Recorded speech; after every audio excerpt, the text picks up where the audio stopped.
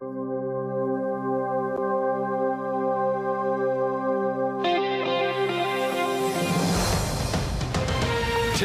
breaking news. 50 people are killed in a plane crash near Buffalo, New York. We heard it explode and my whole room shook. A 9/11 widow dies in the tragedy.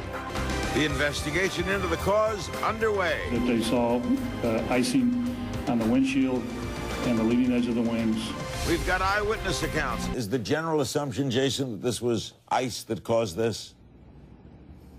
Well, I think the NTSB wants to wait until they have all of the facts in order, but even so, the NTSB, Larry, still has a lot of information at their disposal. What they've been able to do is recover the cockpit voice recorder as well as the flight data recorder, both recovered from the tail section of Flight 3407. A lot of information on the cockpit voice recorder. There's 2 hours of conversation that investigators are focusing on. They can hear the crew, Larry, talking about the weather, talking about the visibility, and of course talking about ice. At one point, the pilot looked out on the windshield and saw ice on the windshield, Larry, as well as ice on the wings, a significant amount of ice according to what he said. So what he was able to do was he was able to activate the de-icing mechanism on the plane. And then, Larry, according to the flight data recorder, what happened next was this. The landing gear was placed down. They put the flaps down on the wing to try to slow down the aircraft. Shortly then after that, according to what we heard on what was on the flight data recorder, seconds later, the plane started to roll, it started to pitch, and then it went down. Of course, investigators at this point on the scene, on the ground, trying to recover what they can in terms of remains, but a very difficult day for the people here. Crashed 6 miles from the airport and no mayday, right, from the crew? According to the air traffic control, all of the information that we're getting from the conversation between air traffic control and the pilot, no cause for it, no mayday, as you say, no indication, at least from the pilots, that something was terribly wrong right before an approach. Thanks, Jason Carroll, CNN correspondent on the scene. An extraordinary lady died on that flight. She was Beverly Eckert. How extraordinary, she became an active advocate for the victims after 9/11. Watch.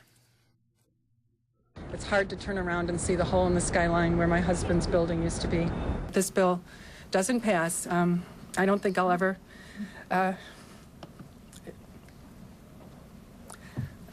be able to go back there. I think I'll be too ashamed. Tony, where were you? Well, sir, I was driving home. I had been at the gym. I was driving home. It was about 10:15. I was driving eastbound on Clarence Center Road and actually was startled by the plane flying over my head. Strangely enough, as I stand here, I've watched 3 or 4 planes heading to the southwest, which is where the airport is. This one crossed my path as I was going east. It crossed my path from right to left, meaning it was flying northeast. So it was going completely the wrong direction. And it was only 75 feet, if that, above me as I was driving my car. Like I said, the lights from the wings startled me enough where I had to look up and find out exactly what it was. Must have been a calamitous noise.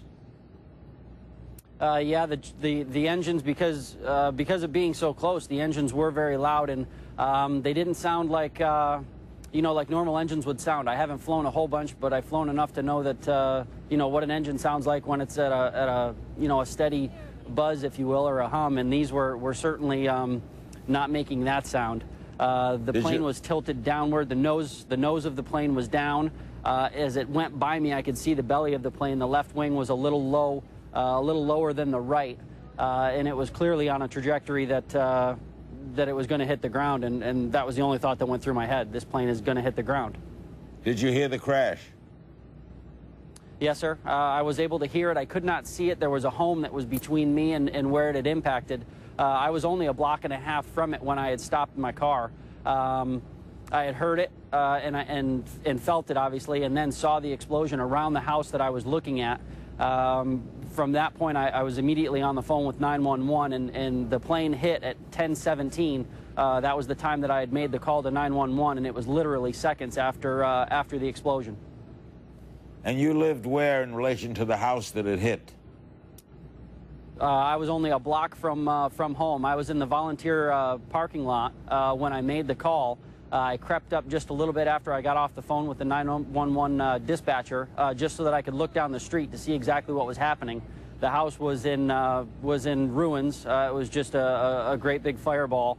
I drove literally around the corner 1 block and pulled into my own driveway, where I went through a backyard and got onto the street where the house was at that point, again, just a complete ball of fire.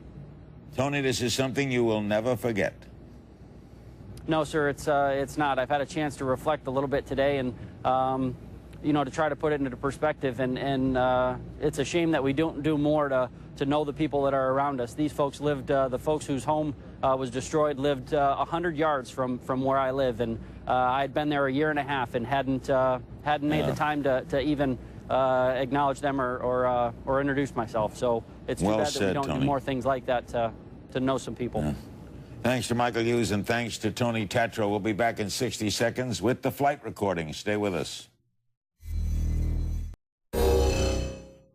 Joining us now in Atlanta, John Wiley, he's been on yeoman-like work all day today. The former pilot of an Airbus, the kind of plane that is widely in use today, contributing editor of Business and Commercial Aviation magazine. Here now, the last brief communications, John, from the Continental Connection Flight 3407, and then the control tower trying to track it. Listen.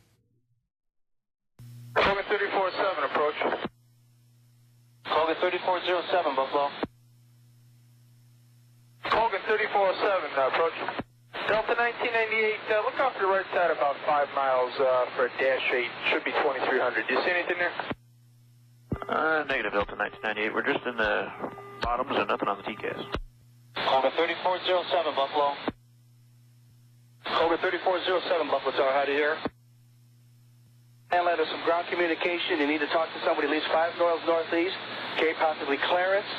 That area right in there, Akron area. Either state police or sheriff's department need to find out if anything is on the ground. This aircraft was 5 miles out, and all of a sudden we have no response to that aircraft. John, what's your guess as to why no Mayday? They didn't have time. This was on them in a heartbeat.